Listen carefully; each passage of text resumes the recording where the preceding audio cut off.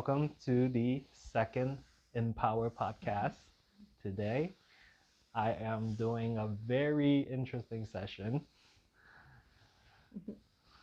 We're doing a podcast while my athlete is getting massage.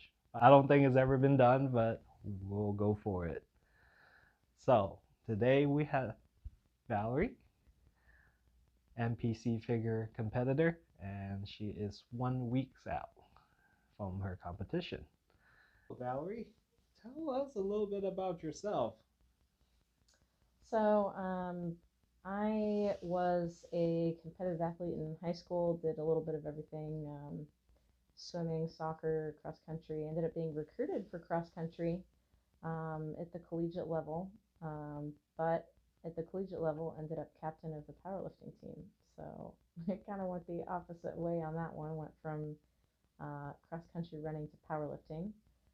That's where I fell in love with lifting and did that for a few years. Went to nationals. Going into nationals my senior year for powerlifting, I had a powerlifting accident and heard a pop in the bottom of a squat, and so I've got some cervical and lumbar spinal issues going on. That was back in 2014, and so it's been a little bit of a journey of recovery since then. Um, did a short stint in CrossFit, loved the sport after knocking on it for years being a power lifter. But I love the challenge, but I did find that it was probably something that was not going to be a good idea for longevity as far as the issues that I already had with my spine. So that was where I decided to really jump into bodybuilding, which I had been eyeing for a while. Yeah, so speaking of CrossFit, I would have to say, I think we came up around the same times when it comes to powerlifting, around Mm-hmm. 2014 or so. Yep. Yeah, so at the time, I would say there's a good separation between powerlifters and CrossFit. Yep. Yep. Um, but throughout my career in sports medicine, I just kind of start to realize and understand CrossFit a little bit better. Um, I would say, in terms of the beginning of CrossFit, it was coming from a very good intention. It, Mm-hmm. it did started off by having a lot of physical therapists wanting to kind of introduce fitness for the general public, and that was wonderful.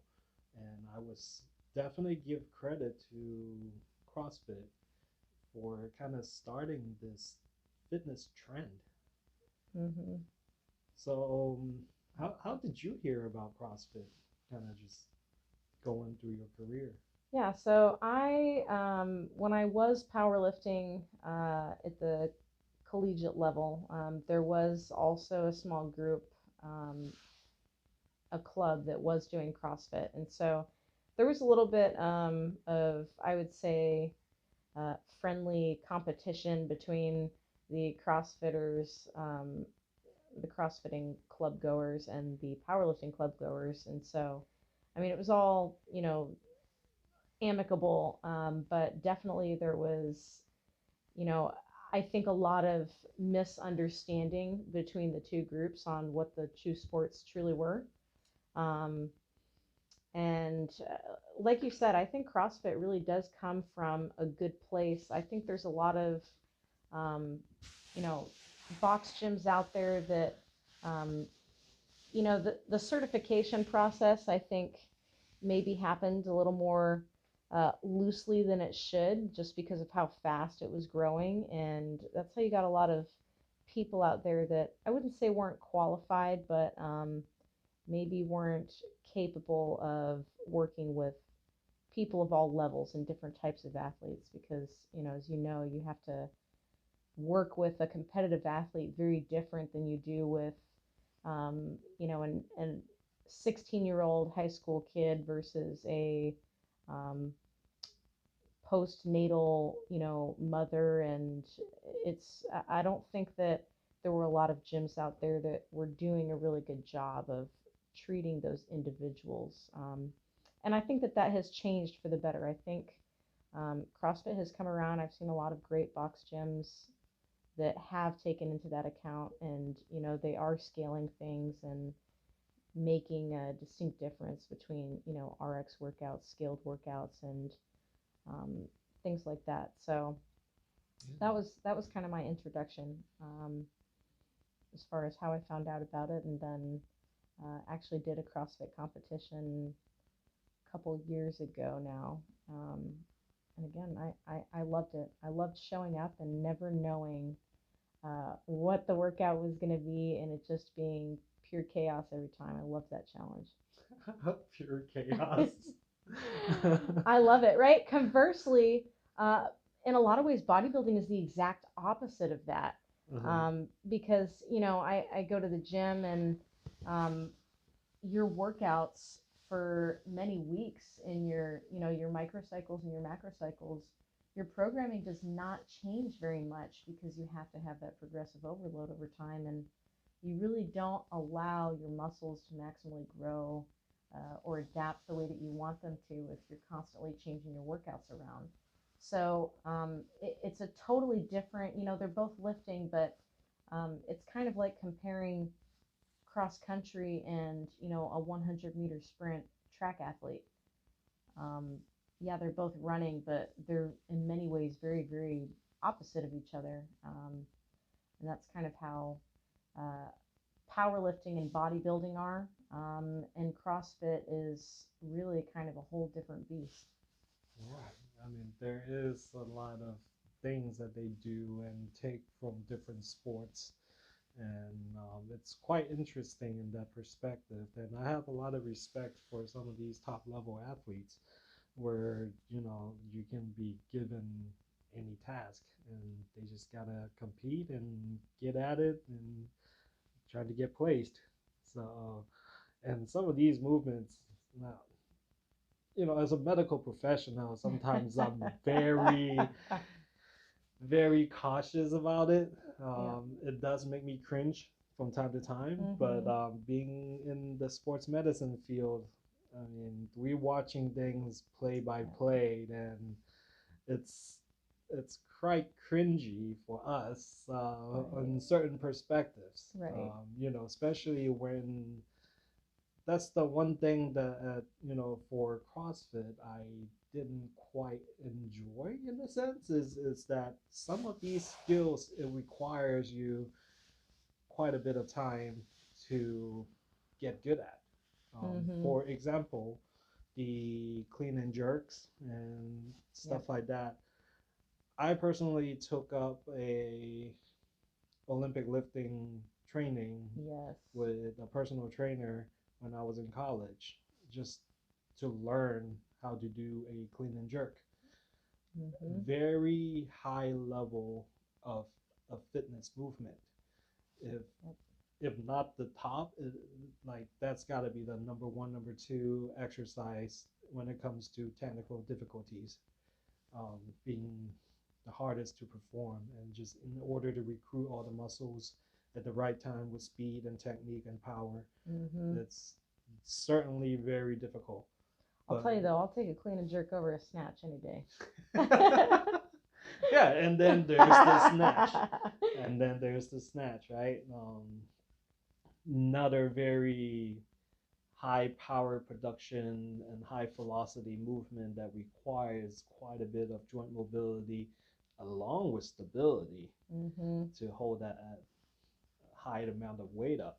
So like watching some of these Olympic lifters, like, and then going over to see some of the CrossFitters, man, sometimes it's just hard to watch in a sense. Mm-hmm. Yeah. But there are very high level coaches out there that kind of make the transition, and people like Matt Frazier, Tia Toomey, Mm-hmm. those those champions came from an Olympic Right. weightlifting background, I did. Yep. and they're very very successful at the sports. So there are people like that, and obviously they have the advantage. But CrossFit is so broad in that sense that, you know, even though they have advantage at that, somebody might be better at, you know, biking or swimming or whatever. Right. Yeah. So. Yeah, and I like that you bring up that Olympic lifting thing because the box gyms that I have seen do it right are the ones that have um, specialists in the Mm-hmm. gym. You know, they have an Olympic lifting coach. They have somebody that specializes in powerlifting. They've got people that are really, really good at a specific portion of it um, to focus on injury prevention and proper technique and proper progression for people. And when you have, you know, the Matt Frasers and the Tia Tumis, they can push themselves, right? Because CrossFit has this go, go, go, you know, get it done mentality. And you have to have that base pattern of movement down like the back of your hand that you don't have to think about form if you're going to be able to push in that go, go, go without getting hurt. And that's why those top athletes can do that, is because they have the form and the technique down, and they're smart enough to know when not to push and when to back off. And that is one of the hardest things, is to listen to your body and know whether it makes sense to not do that last rep or push that weight. Because if it takes you out of the competition because you get hurt, then it wasn't really worth it. Yeah, this at the end of the day, it's still a pretty big ego-driven sport, I Mm-hmm. would say. So I think Val mentioned before that she didn't technically stayed in CrossFit because she knew that she had that competitiveness in her. Yep, And it's the truth. might be the safer approach not to get into it. I'm pretty sure she'll do great in that sport, especially being the little badass she is. But you know, at the end of the day, you gotta have to look at everything else and see if Mm-hmm. it's worth it to you. You know, so tell me a little bit about your journey going into bodybuilding, because Mm-hmm. I think you went through a weight loss journey I before did. that. I did. So tell us a little bit about that. So I mentioned that I had a powerlifting injury in 2014. And so I was at the Naval Academy. I graduated from there, and from there I went on to active duty Navy. I did that for 8 years. While I was doing that, I was admittedly not good at taking care of myself. You know, I was so focused on the things related to being in the Navy, you know, getting qualified in various areas, doing, you know, meeting all of those standards, that I was not great at self care. And so my back, my issues sort of deteriorated. I continued to eat like a power lifter, but I did not exercise like a power lifter any longer, Mm, um, because I couldn't. And you know, not getting enough sleep. I mean, when you're talking about being on deployments and you're getting, you know, 4 to 5 hours on average of interrupted sleep, um, it's just not the ideal situation for health and recovery. So that was where I was. Um, Continued to gain weight. I ended up gaining about, I want to say 35 to 40 pounds. Had done some things to maybe take a little off, and then it came back on. And it wasn't until last year, right before Thanksgiving, that I just decided that, you know, I mean, I knew all the right things to do, right? Because I've been a competitive athlete. I've been training and coaching people for over 10 years, but I was not doing the things that I knew I needed to do. So um, last year, right before Thanksgiving, decided I was going to jump headfirst into bodybuilding. Found a coach, Lee Banks. And the reason that I chose Lee um, as my prep coach is because Lee has always been a big fan of doing things naturally, and depending on what federation you're in, bodybuilding either is tested or is not tested as far as steroids and drug use. NPC is not tested, so you can essentially do anything under the sun you want to. And I certainly don't judge anybody that does whatever they want to do. It makes no difference to me what someone does to their body, but um, I liked that Lee had gone to Olympia and he had made it as a natural athlete. And since that was what I wanted to do, um, that was how I settled on him. He said, all right, well, this all sounds great. We talked about it. He said, come back. Let's get started in the new year. And I said, no, let's get started now. So right before Thanksgiving, I started my bodybuilding journey last year. I actually was going to do his show, which was in the NGA, which is a drug tested natural federation. But I wasn't emotionally ready to step onto stage. And we talked and we decided to postpone. So I actually postponed my first show to a later show, which ended up being the Dexter Jackson Classic earlier this year. That was in July, end of July.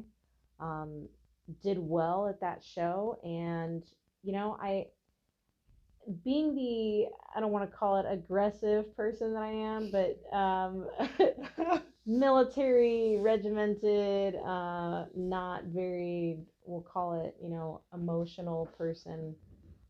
I did not think I was going to like the pageantry of bodybuilding and stepping onto stage, especially because competing in figure, you're wearing high heels and your makeup is really important and you've got all this bling and you're swinging your butt around and all these things. And I honestly didn't think I was going to like that piece of it. I just knew that I wanted to get back into lifting and I wanted to look good. And I'll tell you though, when I stepped onto that stage for the first time, I just fell in love with it. Um, and that show went well. And so right afterwards, Lee and I reevaluated and I said, I want to do a mini bulk and I want to do another show before the end of the year. And so we ended up settling on the Holiday Classic, which, um, I qualified for nationals at my first show, but we discussed, and I really was not going to be competitive at the national level. So we decided that something like the Holiday Classic was going to be a good next move. And so now I'm in it. Yeah. So you mentioned that last year, right around Thanksgiving, is when you decided to kind of begin this journey. Mm-hmm. So from what I recalled, you were kind of in an overweight state, right? I definitely was. How many pounds did you have to kind of? Yep. So that first show, I went from I'm about 5'3", and I weighed at my heaviest, I want to say 162 maybe. And that was not all muscle. It's okay. It was not all muscle. Because remember, right? I was a power lifter, and I was very in tune with what my weight was. And when I was competing in powerlifting, um, I was anywhere between 123 and 125. And that was not cutting weight. That was just what I was walking around at. Um, and I would argue that I probably had more muscle mass when I was powerlifting than, several years later when I was no longer powerlifting. So ended up being, I want to say, around 162 at my heaviest. And when I competed in July, my show weight was right around 122, 123. So cut, I mean, like probably a solid 35 pounds of fat there. I don't think I really experienced any muscle mass. I mean, when you think about what a solid mass of 35 pounds of fat, I mean, because fat takes up a lot of space. So that it does. I mean, it was a pretty significant amount of body fat. Yeah, and so when I met Val, her story really resonated with me, in the sense that, as the previous episode I have mentioned earlier this year in February, I felt like I could die any day in terms of where Mm-hmm. my health was. And it's to a point where I thought I'm just going to have a heart attack just by laying on the side. And it's a horrible feeling. And in terms of just having a very similar background, that's Val, where I was powerlifting back in 2014, and just life took over as a student in the college, being an Mm-hmm. athletic trainer. So everything was give, give, give, and just really focus on taking care of others and just really forego my own health. Yep. And, being an athletic trainer, we travel with the team, we do everything with the team. And sometimes, our meals comes from gas stations. It's not the Mm-hmm. healthiest things, and whatever is quick, the McDonald's of the world and Chick-fil-A of the world is not the best when it comes to health. Um, and that has became my lifestyle for so long, and there is multiple attempts throughout those years trying to cut weight, but it was a yo-yo diet approach, really. What's the latest, greatest to drop weight. But the back of mine is, I think the goal, the priority was wrong. It's not to be healthy. It's just to drop a certain weight, wanting to look a Mm-hmm. certain ways. And, this year or so, really kind of realizing, okay, in terms of losing weight, it's not per se how many pounds you're going to drop, but it's Mm-hmm. a matter of being healthy, Mm-hmm. having a balance in life. And that was the biggest mindset change for me this year, from just kind of like, okay, I do have a weight goal, don't get me wrong, but at the same time, I know it's one of those weight goals that is super extreme. So I started out beginning of the year around 275 to 280 pounds. And at the time, in the back of my mind, I wanted to drop down to at least 180 in terms of competing in powerlifting or whatever future holds. Mm-hmm. And that's 100 pounds. And it's quite a dramatic change. Yeah. So throughout the years, I followed this YouTube channel called Obese to Beast, and I watched his journey, and he kind of talked about it as well in terms of his journey going through getting into CrossFit and then doing a bodybuilding show, but in the sense that having that mindset of just losing weight, now he's dealing with a lot of loose skin and stuff like that, Mm-hmm. and that's part of me something I don't want to deal with. So my mindset in a way shifted to a point where, like, okay, I'm losing this weight slowly. It's okay that I don't drop super quick, um, Yep. and at the same time is figuring out how to balance my life, and well, starting a brand new business, and that's had its own challenges in itself. And I'm still battling this every day. I want to achieve certain fitness goal, but at the same time, like, what do I have to sacrifice for my job? You know, and this past month, it's been very humbling where I was lifting heavier in terms of ego lifting. And going into a new cycle of training and just having that mindset really kind of screw with my progress a little bit. That's where I start to having little tendonitis here and there, Mm-hmm. start dealing with some shoulder pain here and there, and it's just one of those things that really kind of took me back, and I have to rethink this whole thing. Like, okay, I'm not able to lift like a power lifter right now because I need to focus on my business. And Mm-hmm. I do own a Performance Therapy, more of a manual therapy based practice, so I need my hands and shoulders. I don't think Val will be happy if I can't use hands. So it's one of those things like this. My arms and shoulders are the tools I need for my job, and if I'm hurt and can't use them, then I don't have an income. So that's kind of where I'm at in terms of like right now figuring out life, and just witnessing Val's journey has been very inspiring. She's someone who's gone through this journey and now looking absolutely beautiful and just showing the world that anything is possible when you put your mind to it. You're just saying that because I got my eyebrows done yesterday.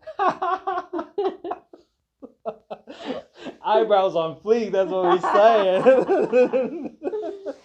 Yeah.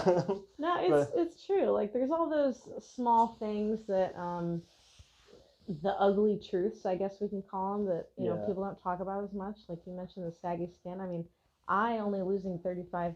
I mean, I say only 35 pounds, but only losing 35 pounds. I experienced that saggy skin, and it took.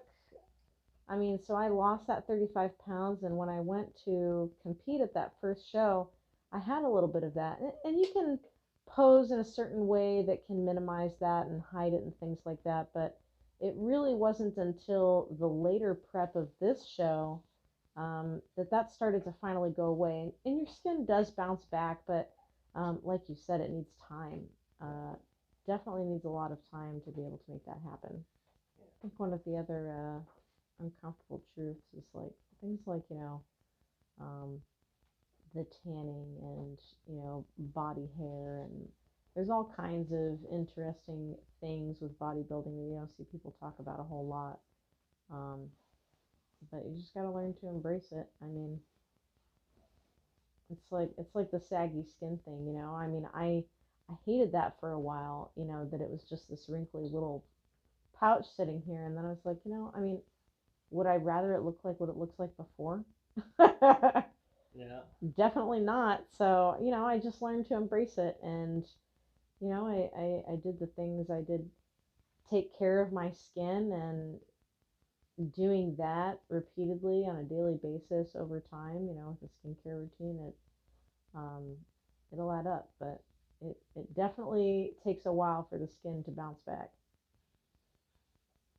Yeah, and that's certainly, I guess, is almost as a insecurity that I have in terms of just losing weight in general. Yeah. And on a psychological level too, it has been a challenge. So for me, growing up in China, I've been told that I was fat just about my whole life, and compared to the other Chinese kids. So when you think of a Chinese kid, it's usually this skinny little thing running around. Not I. I grew up doing a lot of athletics. I was in the Olympic training schools, doing swimming, doing taekwondo at a very young age. And I do remember vividly that I had a freak accident, actually, a couple freak accidents in terms of just throughout my childhood. So in China, you walk around just about everywhere, and there's I think I was in like preschool or something like that, and I was just being a kid running around, going down the bridge on a decline, and well, I lost my footing and went head first into oncoming traffic. Oh my gosh. And I got hit by a motorcycle, and then How have I not heard this story? So little things like that, I don't know, it's just accidents. And like I think another one in terms of muscular trauma, I guess, would be, I think we were in some sort of boot camp. Yes, in China they send you to boot camp when you're very little. Why does that not surprise me? Well, I don't know, but it was just one of those like military boot camps when you were a little kid. You had no clue what's going on. But precisely, I remember this accident. Maybe it's because of the pain. Oh my gosh. But I think I just fell backwards on a little desk, or one of those. Yeah, one of those desks that has like the what you gonna call it when you're in like middle school, Grade school, like the like, lift up. Yeah. Yeah, I know what you're talking about. The lift up desk. Yeah, those Yeah. things. I don't know how I fell backwards and I hyperextended my knee, Oh. and just had a pretty traumatic ligament injuries. But just all throughout my childhood, I've been very athletic, and when it comes to swimming, I believe that's kind of where my downfall is. After you swim, and as a kid, you want to eat everything under the sun. Can confirm. Yeah, so it's one of those things that, like, just being that kid, always athletic, but eating a high amount of food. And at the time when I was in China, I was the only child and the eldest child in the family, and I would claim I am spoiled by my grandparents. So all the good foods, all the best foods in the world, and that's just kind of my upbringing. And when we came to the States, it went from where my hometown only had one McDonald's to now coming to the United States and every street has a McDonald's. Yeah. It's like a Chinese child's dream. Oh my gosh. And I would say, growing up here in the States, in the middle school age and up, well, wasn't the best nutritional way to grow up on. When you're now introduced to, everyday cheeseburgers and pizzas and stuff like that, it's just not a good way, nutritionally, of a bring up. But yeah, I think I have a weird relationship with food. But yeah, my family shows love through food. Like, it's just. Yeah, and I feel like the Chinese way is very similar. Yep. They will never say "I love you," coming from parents. Here, have a dumpling. They'll seriously, they will never tell you "I love you," but they will ask you, "Hey, have you eaten yet?" Right. Every time. Like, they will never show that type of emotion, but they will show it through food. Yep. So, and then food is a wonderful thing. I am considered as a foodie as well. I'm the type of people who will travel on that day if I'm craving something. So, like here in Jacksonville, we actually don't quite have Korean barbecue. And boy, when I was in college, I craved that thing.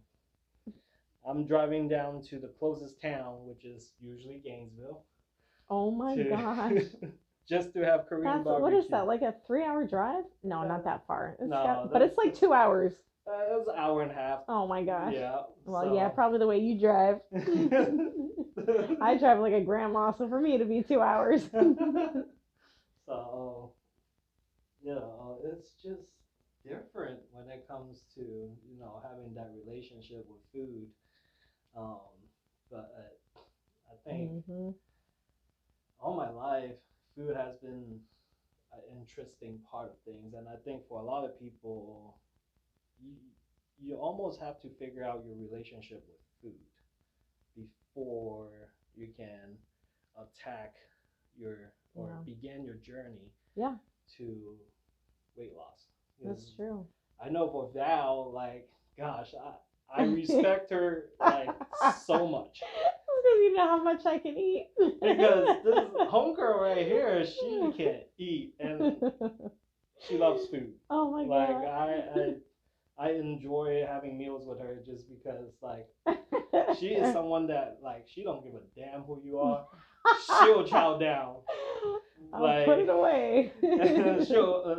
she'll throw down, and I love that about her. And it's so awesome just to share a meal with her, and just kind of get to understand her culture a little bit, and kind of how she approached things. In a sense, it's like it's weird. It sounds like when you're having a meal, you get to know somebody. Yeah, it's true. It's it's, true. it's I think it's awesome, and like it, some of my best friends are Puerto Ricans, and like, gosh, I just love the way that they share the same kind of point of view when it comes to like, oh, through food. Guava. Yeah, yeah. Like, gosh, man, want me some coquito, man. Yes. Yeah, yeah. 7 days and it's on. Yeah. So, yeah. So, tell us a little bit of, like, what's your relationship with food? Like, So, prior to bodybuilding, I would eat until I was full, and then I would eat a little more. That was my relationship with food, and it was funny. I would have people on the powerlifting team say to me, like, I need to put on, even the guys would say, I need to put on some mass, like, how do you eat so much? Because we'd go eat, the team would go out to eat, and I'd be putting it away. I'd be the first one done, having ordered the most food, and they'd be like, I'm trying to put on weight. How do you do it? And I said, you just gotta eat faster, bro. You gotta eat before your brain tells you to be done. So I mean, but that was what was normal to me for so many years.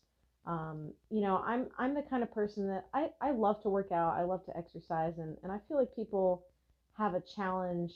If they're trying to focus on body recomposition, they either find it harder to do the workouts required, or they find it harder to do the nutrition that is required.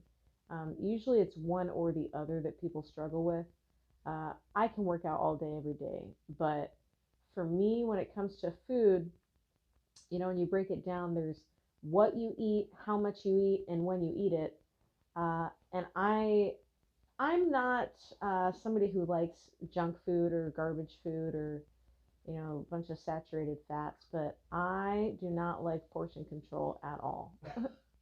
Not at all. And so, I mean, when I started having to portion out, 3 ounces of protein at a time, and again, this isn't, year round. This is just when I'm on a cut, which, will only last, maybe 6 weeks long in the very detailed phase. It could start as far as 16 weeks out, where you kind of start watching things and then get a little bit more strict. So I certainly am not eating 3 ounces year round, but yeah, that was the toughest thing for me, because I mean, I don't care about chicken and broccoli. I'm fine eating the same thing every day, but I just want like 3 times more than what I need to eat to be able to continue to cut and lose weight. So yeah, my relationship with food, definitely the struggle for me is portion control, which probably does not surprise you at all.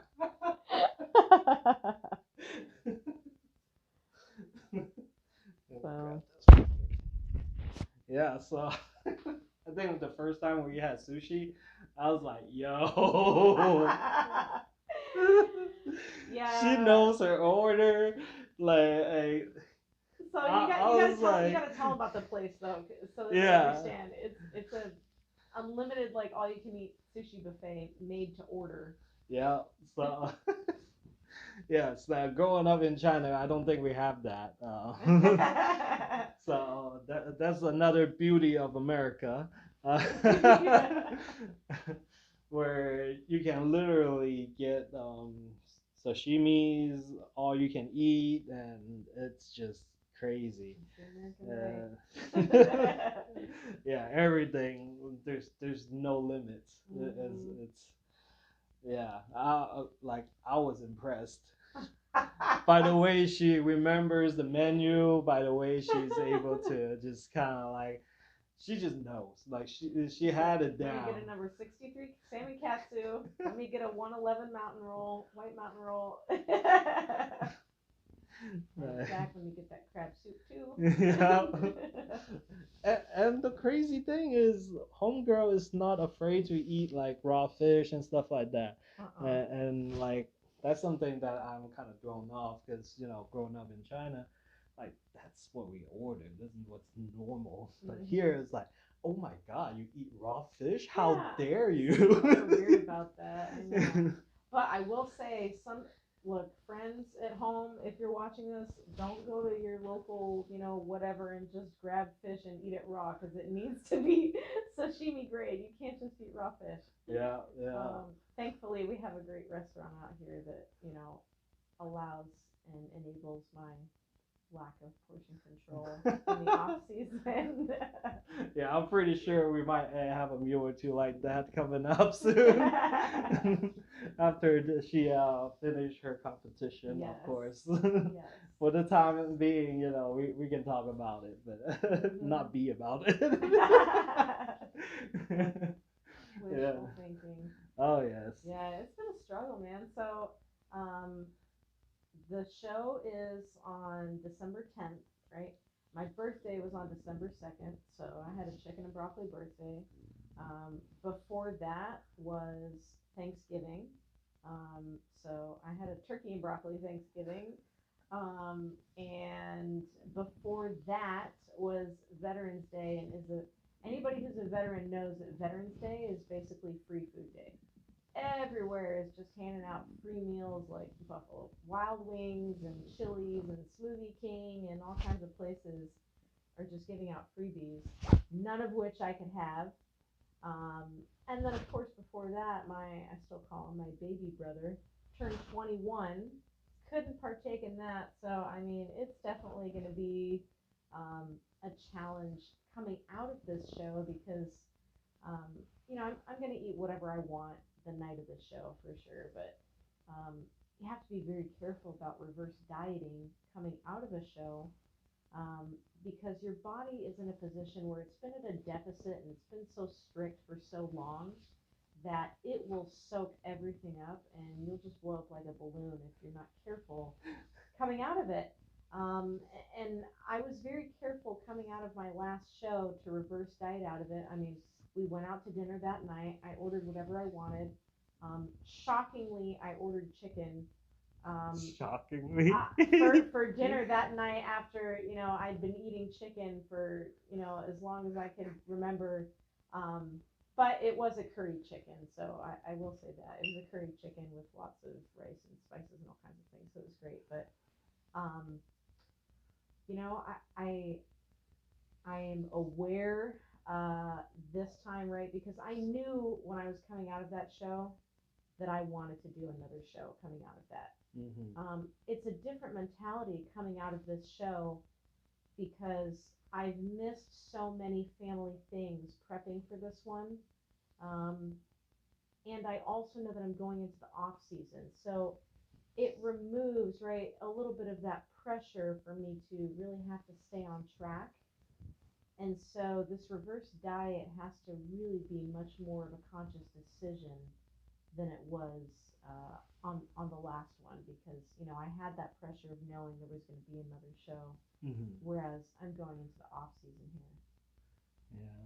So, well, I mean, gosh, so much respect for you when it comes to you doing this time around. Gosh, like we're talking about Thanksgiving, your birthday, like the mental fortitude that you have is definitely like, gosh, I'm just so admirable when you're able to do this. I'm ready for wine, that's for sure. I'm ready for some red wine. I can't remember the last time I had some. Oh my so goodness. That'll be good. That's another thing is 0 alcohol on prep, period. Wow. You will really, really not only throw your physique off, but you'll hurt your recovery, potentially throw off uh, hormones, all kinds of things, but you're going to really lose the ability to be able to recover properly with the amount of training that you do in a cut. Um, and it becomes very important when you're already at a calorie deficit. You're already not giving your body quite enough to be able to recover fully. So you really can't add alcohol into the mix. Um, it's not even about doing well at a show. It becomes a health hazard at that point. If you add alcohol to the mix, you're doing these things to your body. So, which I'm thankful to have met you, and I was not admittedly the greatest at recovery. I can work out all day every day, and then I won't do all the things that I coach my clients to do as often as I should, like the foam rolling and pounding the water and all the things that I know are the right things to do. But really, we are the easiest person to convince of our own excuses, right? I mean, I can tell myself how busy I am and come up with all kinds of excuses. And um, to you, right, if I say them, you can say, Val, it's a dumb excuse. Just drink more water. Don't be stupid, right? And to me, right, I can give myself all the reasons why it's acceptable. Um, and that's why it's so important, I think, to have, I'm a coach, but I have a coach.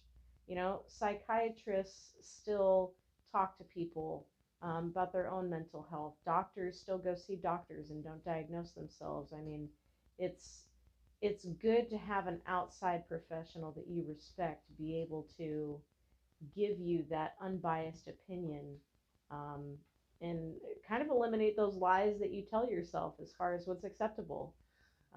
And that's one thing that I really value about our relationship is you definitely are not afraid to give me the finger wag occasionally. When you know that I'm not fulfilling the things that I could be doing to maximize all the work that I put Yeah.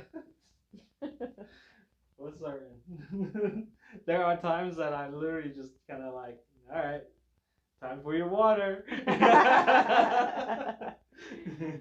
Yep, 100%.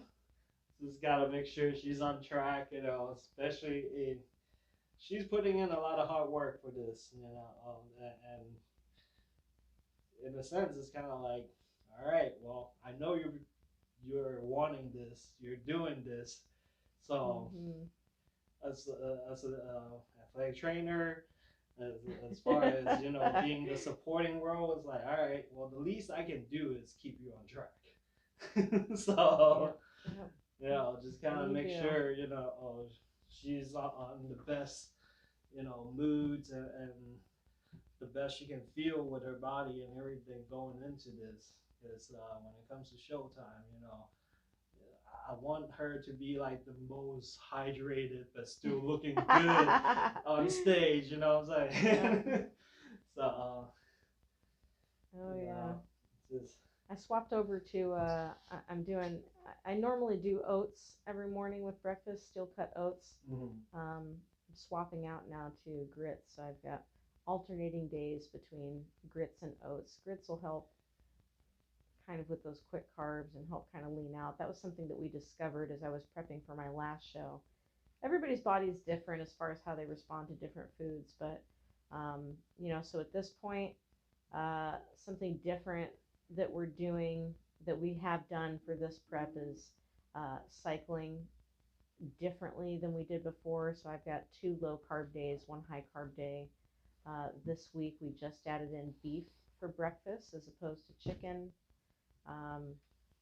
alternating that in between chicken and beef and oats and grits, and cutting out the veggies this week for peak week. So no more veggies until after the show.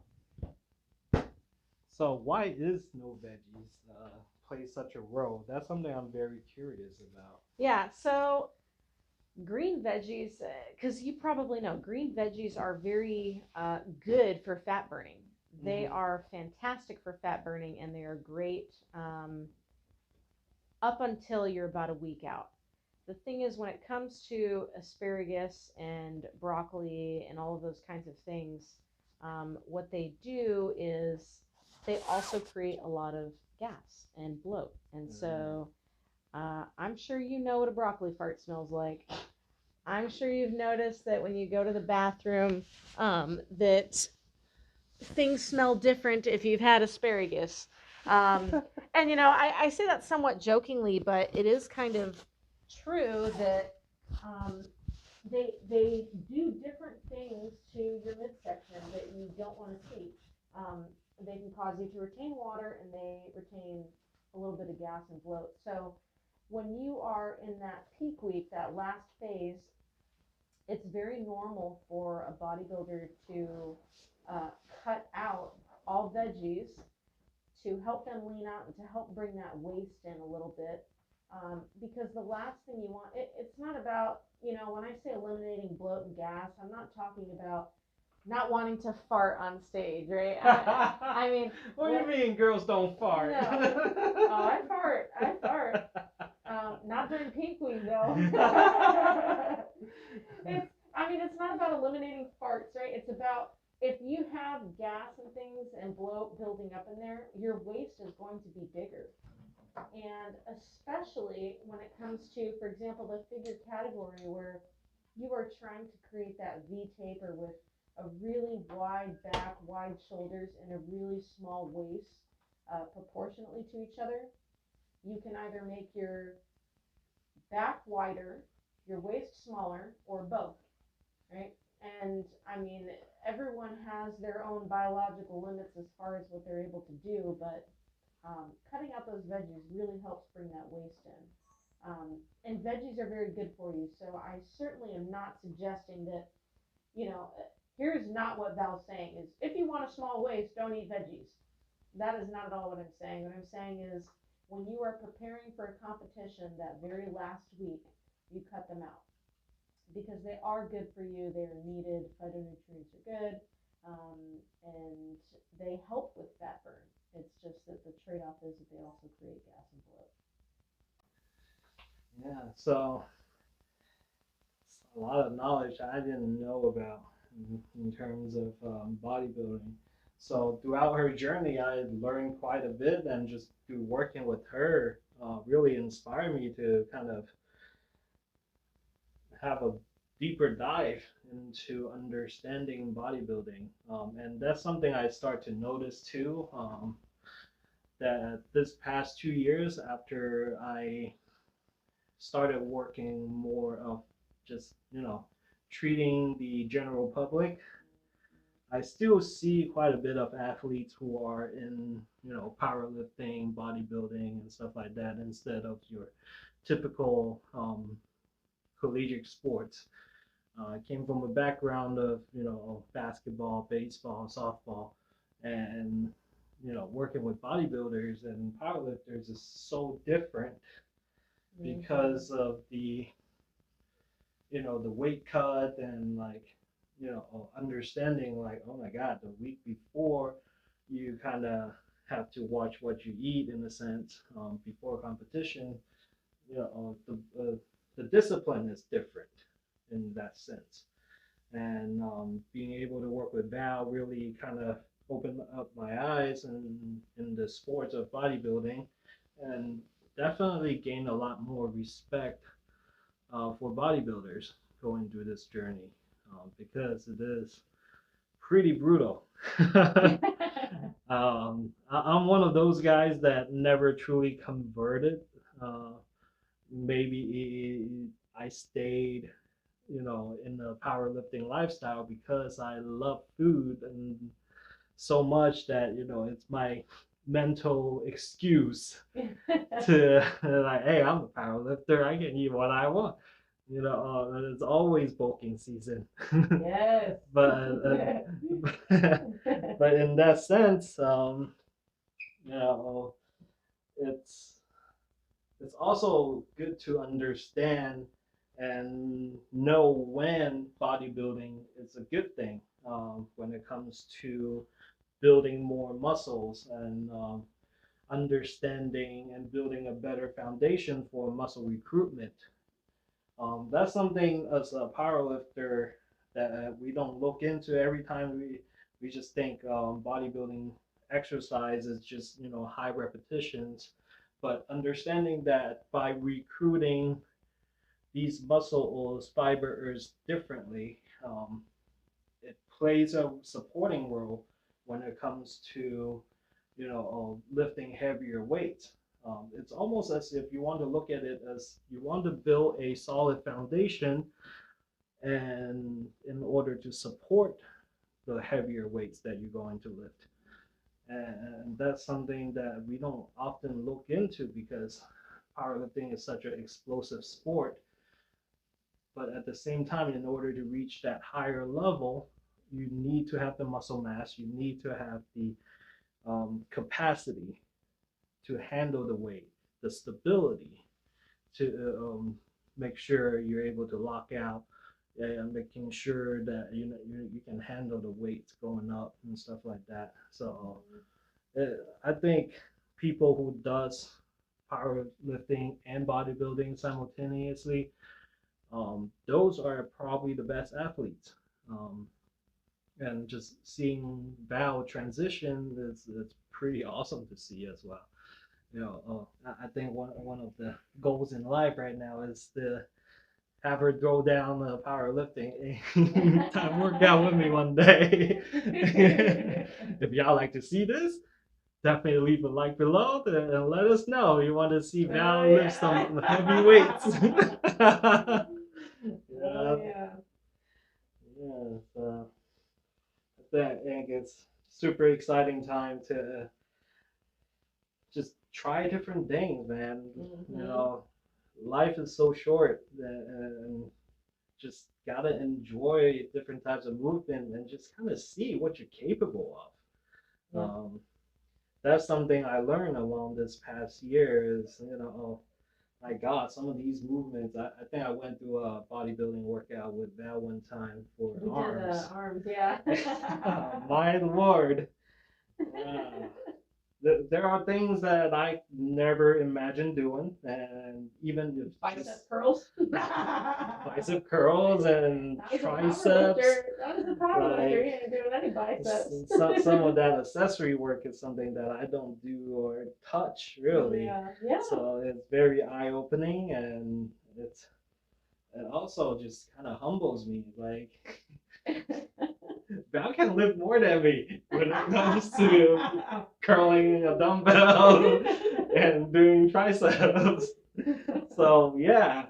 Well, bench was my best powerlifting lift, so I mean, that should make you feel a little better. And I never worked biceps as a powerlifter ever. I mean, it's just when you're powerlifting, your calves and your biceps are useless muscles. No one works them, right? And when you get to the elite level, that's why a lot of these powerlifters at the elite level can look so strange, is because when you're competing in a weight class sport, you don't want to put muscle mass on in a muscle that's not going to be used. You only want enough that it's going to prevent injury. Yeah. And, it is a conscious decision in programming when you get to the elite level. Now, I'm a little bit more in line of thinking with you. I mean, would I love to be the number one in the world? Sure. But if I had to choose between that and, family and enjoying life, I mean, there's a little bit of a trade-off there because people sacrifice things to be the number one. And, you have to have that conversation with yourself. Are you willing to sacrifice those things? Because there's no right or wrong answer. It's just, it has to be a conscious decision that each person makes for themselves. Yeah. So some of the top people that I follow, or some of the people that I really respect, like Mark Bell, he was a big time powerlifter that recently, well, in this past few years, dabbled into bodybuilding. Mm-hmm. So, and I think on one of his podcast episodes, he mentioned that, like, you know, when I did my bodybuilding show, that was like some of the best I felt. Mm-hmm. But if you ask his wife, that was the most miserable time. Right. Yeah, So, because it's like you're on a specific diet. You can't, you can't even really eat and enjoy meals with your family while you're cutting. And, um, if you're married and, you live in maybe a traditional household where the wife is making meals, well, you got to make a separate dinner for your spouse. And then, the person doesn't even want to eat with you because, I know I sure don't want to eat chicken and broccoli and have someone sitting across from me eating filet mignon and, or mac and cheese or whatever, lasagna, knowing that my meal is going to be the same every night, sad 3 ounces of, chicken and 2 ounces of sweet potato or whatever it is. So, yeah, it impacts your social life for sure. yeah. And it makes you cranky. I mean, I don't like to admit it, but I mean, at some point you just, you get sad. You're like, man, I really don't like smelling these home baked cookies and watching everyone eat them in front of me. Oh my God. For those who don't know, Val lives with a mom that loves to bake. Oh man, yeah, my parents live with me, and she is. I mean, she loves to bake. I'm talking like homemade apple pies, cinnamon buns. She just made sugar cookies last night. Oh my goodness. And she's like, oh, well, I'll make more tomorrow. And I was like, why? I can't. Yeah.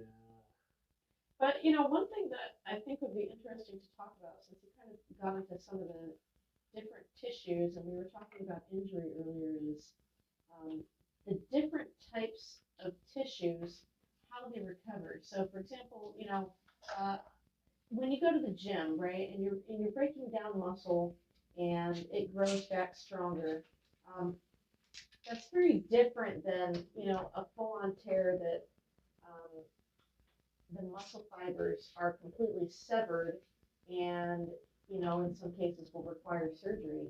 And a ligament and a tendon injury are going to recover at different speeds. So, from your opinion, as someone who's very familiar with soft tissue work, do you want to maybe talk through some of that stuff? Because I think that's a question that I get asked a lot and have to talk through, and I'd love to hear your take on it. So when it comes to different types of muscle tissues and tendons and ligaments, it's the easiest ways to understand is the blood supply. Yes. So blood supply plays a big role when it comes to any types of recovery. Oftentimes that you'll hear about a modality that helps recovery, and the biggest thing they will mention is blood flow. Mm-hmm. So it goes to the same when it comes to dealing with an injury. Muscles, because the muscle belly does contain the artery and veins around them to supply the muscle tissue, so therefore they get the most nutrients. Now, when it comes to tendons, they are literally the supporting road of the muscle where they connect the muscles to the bone. So it is more on the distal end, which is, Mm-hmm. we have origins and insertion, which is where the tendons are usually at. And that's, the most away from the muscle belly. You can think of it that way. Mm-hmm. So those guys does get somewhat of a blood supply from the muscles, but at the same time, they don't get as much because they are further away from the muscle belly. So that's the easy way to think about it. And now ligaments is even worse in that. Yeah. Mm-hmm. So ligaments are even worse because it's bone to bone, and their blood supply it's nowhere near compared to muscles and even tendons, just because how far away they're from the supplies. So in a sense, you kind of looking into different time frames for healing. Muscles in general can probably begin its healing process within a week to 3 weeks, where tendons takes almost, um, 6 weeks or so, and ligaments is even further apart. So, like, if you look at rehab in general, meniscus rehabs is some of the more common things you'll see amongst people, and that can usually take up from a month to 3 months. And then if you're looking at ACL type of injury, which is ligaments, that takes up to 6 months to a year to truly heal from and rehab from. So, the blood supply certainly plays a big role.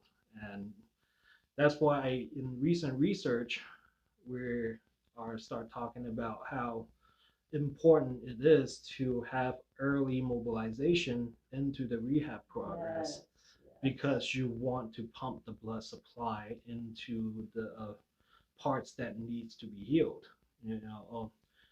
Our body is such amazing adaptational machine in that way, because through movement it starts its healing process. In a sense, we are all little Wolverines running around, just not as powerful. So does that I love that you focus it on the blood supply, because that's how I like to think about it as well. And I think about it in that same kind of tiered system based on the blood supply that you talk about. And I think that when people hear that explanation, it helps them understand why things like foam rolling can help eliminate soreness, right? It's because the way that foam rolling works is it compresses that tissue, and then when you come off of it, brings fresh new blood into that area to help stimulate recovery. Same thing with cardio. Doing light cardio, getting that heart pumping, pushes that blood throughout the body, and so doing that can help eliminate soreness as well, which soreness is really just, that muscle fiber being broken down, and needing to repair and recover. Um, so I like the blood flow being the center of that discussion, and I think it's also important for people to understand so that they don't get frustrated, post surgery, thinking that surgery didn't work or they're not healing fast enough, especially when you're talking about, something that involves a ligament tear. It is going to take months, many months, to a year, and sometimes even longer to really recover. And that is assuming that you are doing everything correctly coming out of it, meaning you are doing the post-op exercises at the right pace, and nutrition plays a role too. If you're eating McDonald's every single day, your body is not going to be able to recover the same way as if you are giving it the right vitamins, minerals, and phytonutrients even to be able to recover properly. Yeah, and I think nutrition is another very, very big role that oftentimes is neglected when it comes to healing, especially coming from a post-op perspective.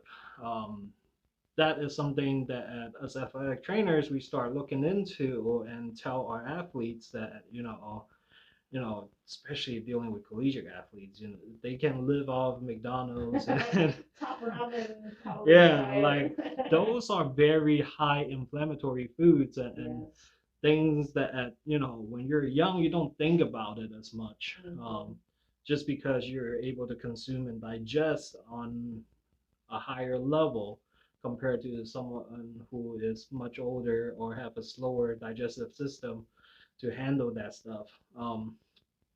But when it comes to nutrition, like if you're able to have an anti-inflammatory type of diet, eating good foods that actually helps with it, the whole process when it comes to healing. Something that very interestingly, for example, muscle soreness and stuff like that, we oftentimes talk about lactic acid. That is more or less a byproduct of a muscle activation. And in a sense, it's technically lactic acid is not the bad thing. It is the byproduct of Right. that chemical exchange. It's your body breaking, utilizing a different energy system. And yeah, I agree. Lactic acid gets a bad rap, especially when you talk about cardiovascular sports. And people, I think, tend to associate it with overtraining. But really, it's just usually a result of you getting into a certain, um, aerobic threshold versus, maybe not having the right balance of macronutrients at the right timing prior to exercise or intra-exercise. And it is just like you said, it's a byproduct of a process happening in the body um, that actually helps because that lactic acid can then bind and and help the body continue to keep going. But it is interesting that recent studies have kind of gone back and forth with, when people feel that pain that they tend to associate with lactic acid, um, that they're saying now that it isn't necessarily the lactic acid and it's more of a correlation to the other things that are happening concurrently. Yeah, and actually, funny enough, you can actually correlate that to what bodybuilders consider as a pump. Exactly. When we feel the pump, it's actually where the byproduct is kind of overload and doesn't really have the space to go anywhere. Right. And the blood flow and everything is became constricted, and therefore you felt like, yes, appearance wise you're feeling Right. pretty nice in a sense, but at the same time it's like, outside of that appearance benefit, is actually you want to be able to relax that muscle group or to allow the healings to happen. Right. So it's a very interesting thing to understand. So in a normal basis, right, when you're training, you actually want that pump to kind of not sustain as long in order to recover. But now, if we're talking about doing a show, then you want certain body parts to show or pop or whatever. It's you want that chemical exchange, that lactic acid it build up to show off that muscle a little bit more. So it's a very very interesting topic to understand as well. Yeah, and I like that you bring up that pump because it's so true. And I mean, really, what it is you're just loading into that muscle, into that space and that cavity, an abundance of fluid and that plasma. And just like you said, when you do that, you don't want that, nor could you keep that for extended periods of time. And um, to me, um, I don't find that muscle soreness is a good indication of how much I've worked something. I mean, you can train something and not be sore and still be moving in the right direction. I find that I rarely get sore. Usually, I'm only getting sore if I am doing a new, unique movement that I either maybe haven't hit in uh, as much as years, training wise. Maybe it's a new movement, or I have drastically changed my rep ranges. So maybe I go from, doing a 3 by 20, on an exercise, let's call it a lat pull down. And now I'm swapping from that to uh, 5x8 or something like that, and I'm really wanting to go for that heavier weight. Same movement, but a pretty big difference between a 5x8 and a 3x20.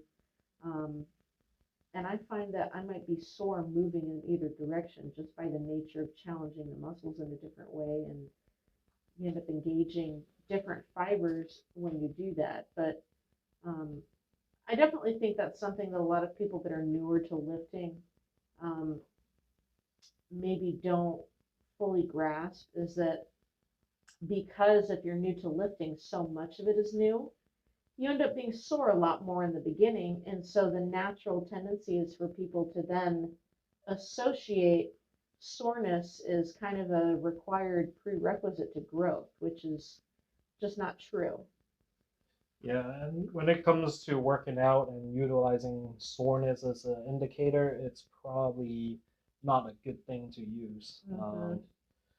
Actually, oftentimes, I would say it's an indicator for overtraining Yeah, I agree. more than an indicator for growth. Yep. Just because, like, our muscle requires adaptation, in order to grow. And looking back at the blood flow concept, right? So when you're feeling sore, that again, it's probably due to the chemical exchange from the lactic acid. There's so much byproduct sitting around that actually restricts your blood flow. So in a sense, it's like when you're not having that blood flow and nutrients going to the muscles to repair the body parts you just worked on, therefore you're not necessarily growing in that perspective, you know. Yeah. Now obviously you're still building that capacity, but that's what training is, being able to build that capacity.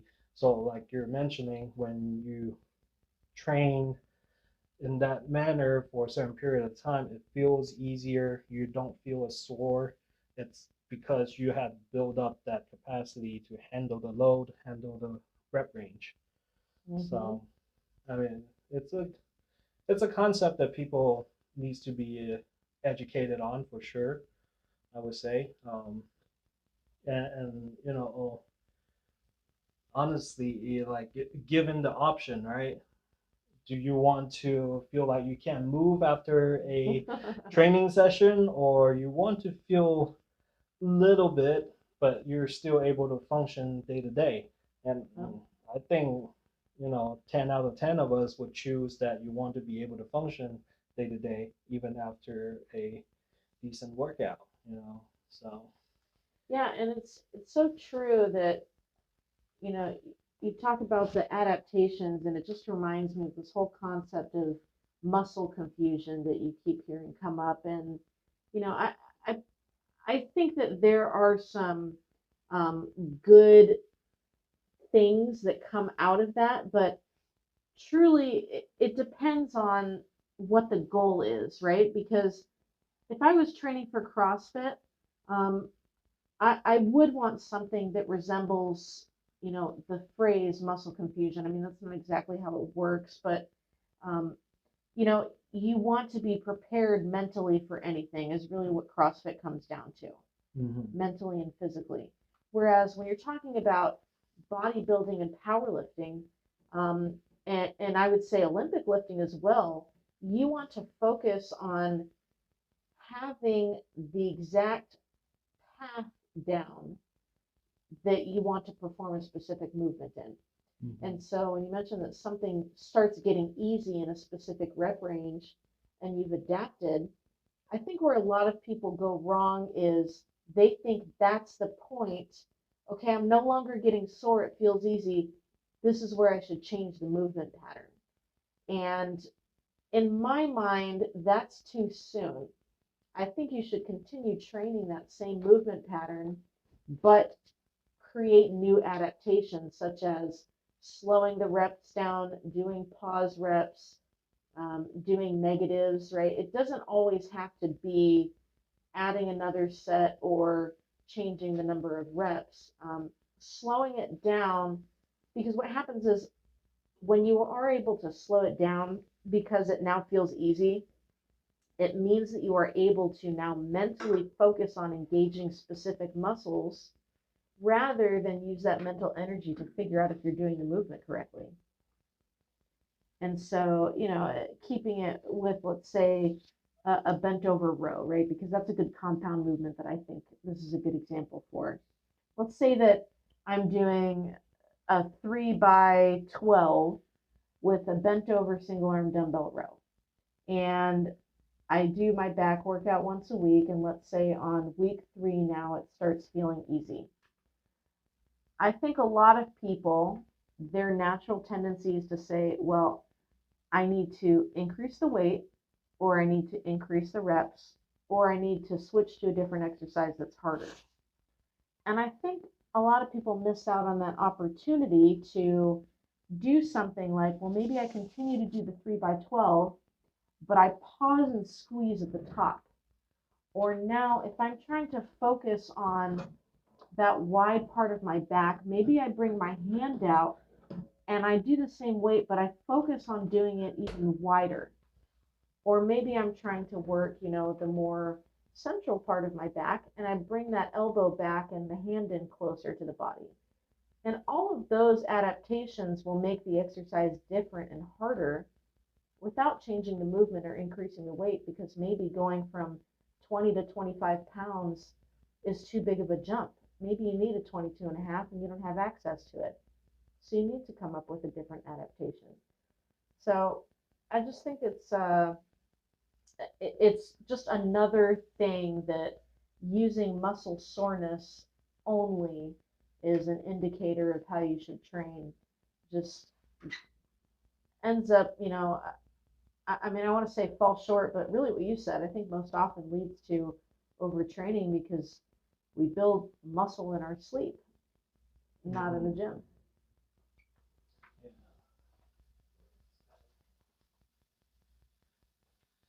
Yeah, that's something that something I preach in a sense. Do you own the movement? I often question. You know, it goes to, are you able to perform this movement just through body weight? Are you able to perform this in a controlled tempo manner? And oftentimes, most gym goers don't truly own that movement, even though they think they train in it for so long.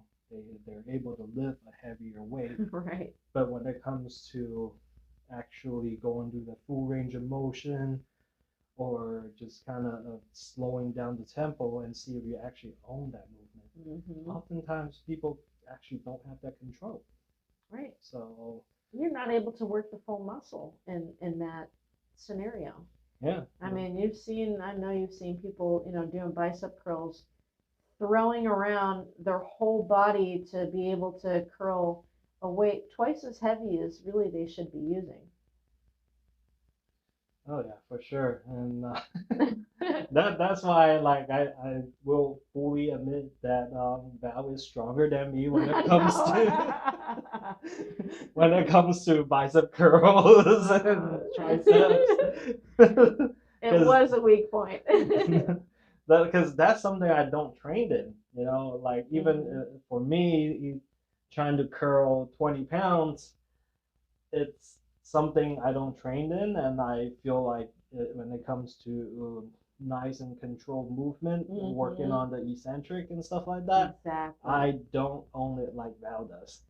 Well, no, I was going to say one thing that I like is that you are not afraid to drop to a lower weight to be able to properly engage that muscle. And, that is a mental choice that a lot of people don't make, because they allow their ego to get in the way, and they just say, well, I've lifted 20 pounds before, I should be able to do 25 now. But really, I mean, I've dropped weight in my training and slowed down a rep, because if I get to the point where, I'll use the bicep curl example, where I feel my shoulder engaging trying to do a curl, and I'm trying to concentrate on that bicep because it's arm day, not shoulder day.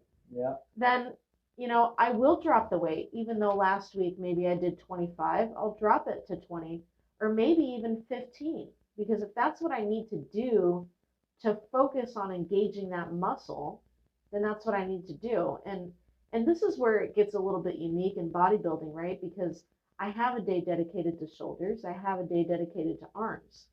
If you start allowing those things to creep into each other, now you end up potentially overtraining other body parts and not giving them the proper recovery that they need because you're trying to ego lift a certain weight rather than focus. The goal is engaging the muscle, not lifting a certain amount of weight, which is where powerlifting is the opposite side of the spectrum, right? And I mean, there is some overlap, but the goal is not to look the best in powerlifting. So you only care about muscular engagement to the extent that it's going to be the thing that's going to help you with the lift, right? So maybe one day, if your weak point in your bench press is, your stabilizers in your back, then yeah, maybe you do focus mentally on engaging those a little bit more. Or if it's your chest, maybe you focus on engaging those a little bit more. But at the end of the day, in powerlifting, the goal is to lift the most. So you want to recruit everything. You don't have a arm day in powerlifting or a shoulder day. You have a bench day. That's right. Yeah. So even for like my last training cycle, which I would admittedly say it's more of a powerlifting style template where I focus on bench, squats, deadlift, and a vertical push. You know, so the way I kind of structured it, it's still very powerlifting centered at least the beginning part of things, and then transition into more of bodybuilding in the sense of just focusing on some of these, well, technically what we call accessory work. So utilizing more of a lighter weight or just utilizing dumbbells to go through the range of motions and make sure you're still building a solid foundation in the muscle groups that supports, the heavy lifting with the barbells.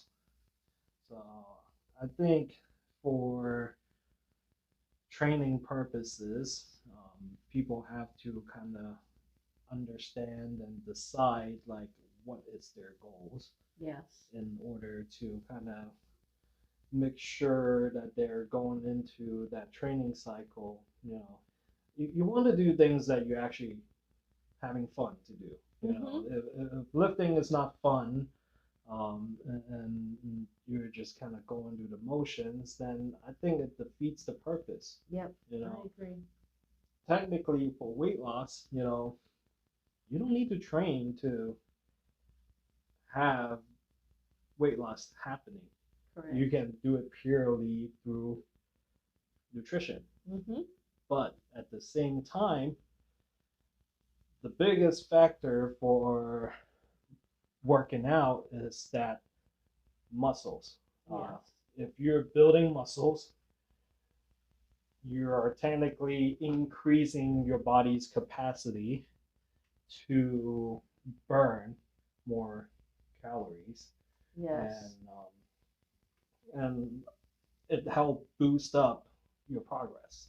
Yeah, I love that you bring up that example because that's something that I tell the clients that I work with a lot is what muscles do, having greater amount of muscle on your body. If I was to take a clone of you and sit yourself next to yourself, let's say that you both weigh exactly, 200 pounds.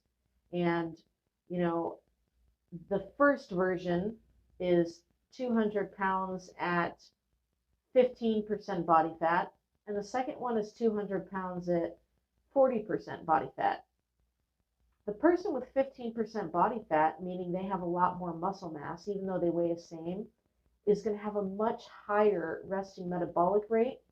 And they're going to burn more calories sitting on the couch, eating popcorn, doing nothing, than the clone sitting next to them.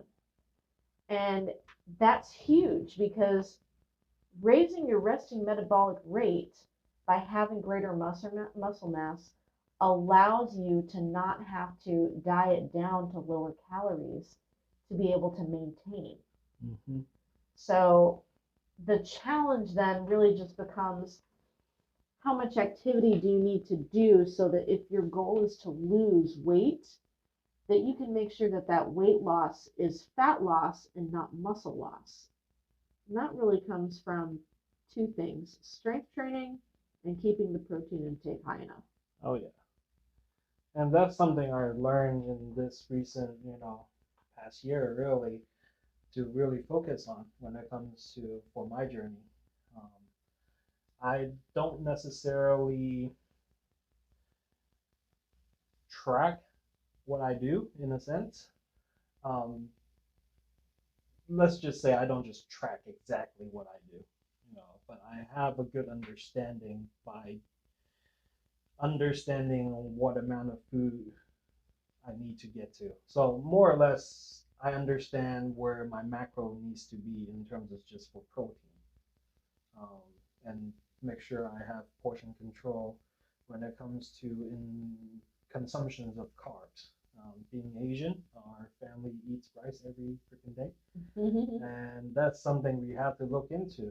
Overconsumption of rice will certainly lead to a higher sugar consumption, where it turns into glucose. So for me, it's understanding, okay, if I'm having 3 to 4 meals a day, uh, I will need to not necessarily limit myself, but just have an idea that roughly 1 cup of carbs or white rice, it's where my body is satisfied. At the same time, I can use it as fuel. And in order for me to kind of make sure I'm getting a right amount of protein consumptions, I just got to make sure I got at least 6 to 8 ounces of protein sources, either from steaks or chicken or whatever. So obviously this is by understanding, calculating my base metabolic rate and understanding how much protein I have to take in order to sustain muscle building and stuff like that. So nutrition plays a big role, and especially if you're working out, you want to maximize all the gains you can have. So, and in a sense, it's kind of like, why do you work out? In a way, it's kind of like I work out because I want to eat more, in a sense. Because now that you have more muscle mass, your body requires a little bit more to fuel itself. So in a sense, like, you're actually creating an opportunity to able to eat a little bit more. Yes. As crazy as it sounds, right? Yeah, and I think where people go wrong is they work out and maybe they use a Fitbit or an Apple Watch or a MyZone, and they say, oh, I burned 400 calories in this workout, so that means I can go eat 400 calories now. And you really cannot base how much you eat off of what exercise you did that day. The biggest thing you can do is be consistent in your food and allow the average activity that you do to take over time, because that will allow your metabolism to adjust and will allow you to make fine-tuned adjustments, right? Because there's so many different calculators out there for macros and protein, but everyone's body is, like a thumbprint. Everyone's body is uniquely different. So, I don't, going into the season, just run numbers every week and wear a heart rate and figure out, well, my cardio was 45 minutes instead of 30, so I'm going to have a cup of oats instead of a half. I mean, you just don't do it that way. You have to be consistent so that you know how your body is responding And then that will tell you if you are able to add a little bit more, or add a little bit less, um, or maybe you need to actually eat even less and not add any. Um, so for me, I know, right, because I mean, I've been cutting for 7 weeks now, eating pretty much the exact same thing on a 3 day cycle, on a 3 day rotation. And I don't change that other than maybe, one day I have an additional cup of coffee, and that day I don't eat my, full 20 almonds that day because I had coffee with almond milk in it. That's how fine tuned it gets. But again, I don't do that year round, right? I know anybody listening to this might go, oh, well, I guess I'm not going to lose weight because I am not willing to do that. But again, I do not do this year round, right? This is for a um, very streamlined, quick 6 week cut. And so, but what that allows me to do is that allows me to properly reverse diet out of it so that when I'm in the off season, I know exactly how much I can eat and be really in tune with this is going to put on weight or this is not. And I know how much is enough because I have been so consistent in the past. So it really is just a way to help, um, in my mind, be a diagnostic tool is just being consistent. Mm-hmm. If you're eating the same thing every day and the scale is going up, then you know that you're eating too much. If you are eating chilies on Monday and chicken and broccoli on Tuesday and then Chipotle on Wednesday and that, just kind of rotates you have no way of knowing what is too much and what is too little because even the sodium that causes you to have that water retention, people typically don't have, a really detailed body fat scanner at home that's medical grade. Mm-hmm. If they do have one, they have these, like ARIA Fitbit scales and things that you step on that really are not that accurate because the way that those work is you step on it and it will fairly accurately measure your lower half and approximate your upper half.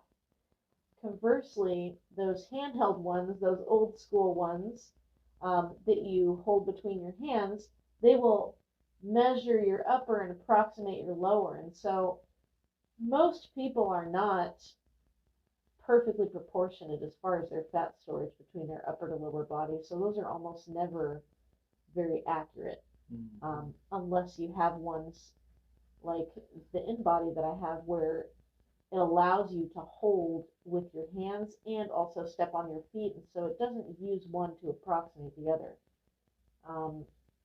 So those are usually a lot more accurate. They're becoming a little bit more, I would say,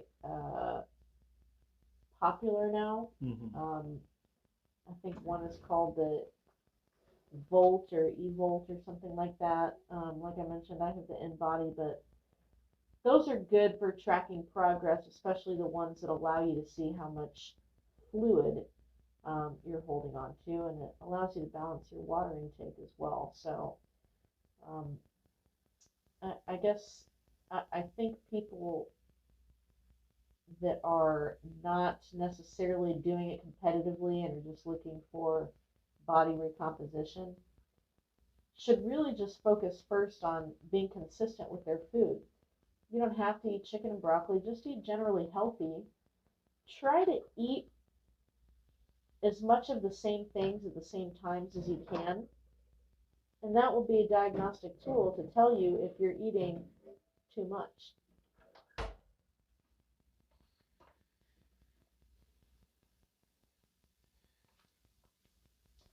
And something that I want to bring up is that, like, for someone who is, starting this weight loss journey, sometimes you got to realize it's good to really understand where your body is at. It's almost as if you're having a metabolic reset. Mm-hmm. Because a lot of girls I know, they have hard time cutting weight, it's because they never did a reset or have an understanding where they're at on a daily basis. So their resting metabolic rate it's out of whack, Mm-hmm. and they just go into weight loss journey or a cut, and that's where they screwed up. Where the body is like, it doesn't know what's going on. Right. So I would highly recommend people looking into weight loss or whatnot, or wanting to figure out how to start this process, is by starting to track what you eat and have an understanding of, okay, how much you're consuming per day, where your resting metabolic rate should be before you truly go into a cut, because Yeah. that will help save you, and doing this would put you in a way healthier spot.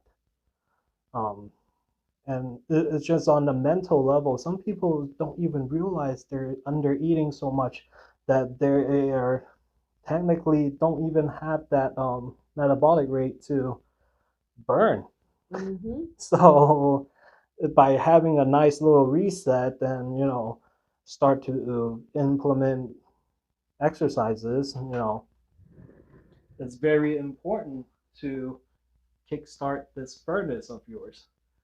And I think that's something that's not being preached, and unfortunately, in our fitness realm, it's oftentimes we promise, or people overpromise that, like, oh, in 2 weeks you're going to drop 10 pounds. Yeah. Just follow this program. I think that's where people fail, because they have such high expectations in a short amount of time, and they are truly not really dialing in with their body. You know, they just have a goal, but they don't really have an exact good idea on how to approach it appropriately. Yeah, I agree. And I have had multiple clients that I've worked with actually with eating disorders. Mm. And people think, going back to the example that I gave earlier about, being consistent, and then, if you're eating too much, if you've been dieting for a really, really long time, I mean, what happens is, right, if you're trying to cut weight and you go on a diet, and, right, ultimately it comes down to you have to burn more energy than you bring into your body. And so people think, well, if I'm not losing weight, I need to cut the food, or I need to do more exercise, which people generally translate into cardio. Mm-hmm. You can only do both of those things so much before you cannot sustain yourself on an actual healthy molecular level.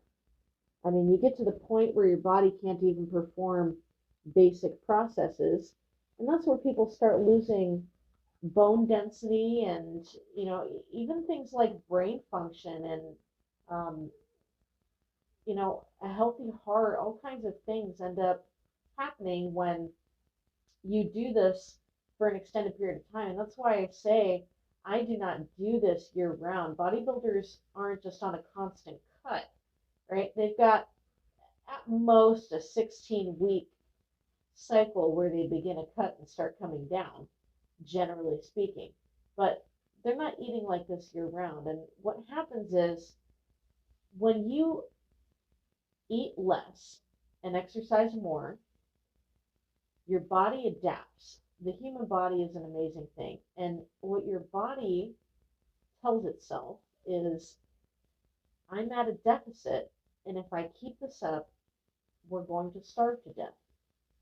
So what does it do in response? It slows down your metabolism and tries to conserve that energy to make sure that you're not starving to death. Now, that doesn't happen on a daily level, right? But it does happen when you're now doing this dieting at extreme deficits for extended periods of time. So a good healthy weight loss goal is going to be anywhere from half a pound to about 2 pounds a week. And if you are looking to lose a lot of weight, I mean, maybe you're looking to lose 100 plus pounds, then that initial weight loss may very well be faster than 2 pounds a week in the beginning. And it's not going to be necessarily a health risk. But I think where people struggle is, people who have maybe been successful in weight losses, they get closer and closer to that goal and they find that it's getting harder and harder to get that weight off. Mm-hmm. And they go, well, it was working before and now it's not working. And they've had success, and so now they start going down this rabbit hole of, well, I guess I just need to eat less. I guess I just need to eat less. And to the point where they now develop an eating disorder because they are not eating enough to sustain healthy life. And this is where cycling, things like carb cycling, can really be helpful, because now you're talking about telling your metabolism periodically, hey, we're not starving. It's okay. We can still continue to cut that fat. And doing it in a linear fashion with diet and exercise can really lead to some damaging things when it comes to your metabolic health, which again is why bodybuilders aren't cutting year round. They are bulking, right? They have a time where they're intentionally eating at a surplus to be able to build muscle, and then they are intentionally eating at a deficit to cut fat. And whether you are building muscle or cutting fat, it's going to be very important to eat the right breakdown of macronutrients, namely getting in enough protein. The fats and carbs are going to look a little bit different person to person, and what cycle you're in, let's say. And you just have to be willing to make those adjustments and learn. And going back to what you were talking about with programs, I think that's where a lot of times these programs can fall short, is because people learn to rely on a program to tell them to do things mindlessly, rather than use it as an opportunity to learn how their body responds to different things. I think that is why, like, working with a coach, if you're not a healthcare professional or someone who's doing this day in day out, it's important to have somebody to help guide you along with your journey, and that's kind of where a workout program you see nowadays. Everybody and their mama is going up workouts on Instagram. But at the same time, it only works for so long because there's no customization. It's very important to communicate with a coach and understanding what your body is going through in order to customize, to maximize how you perform, how you recover, and in order to keep this going. Now, it's a good point where Val brings up in terms of, like, bodybuilding has its seasons. I think in general, our body needs to be looked into it that way as well. And again, you can't always just be on a cut. It's possible, but it's probably not healthy.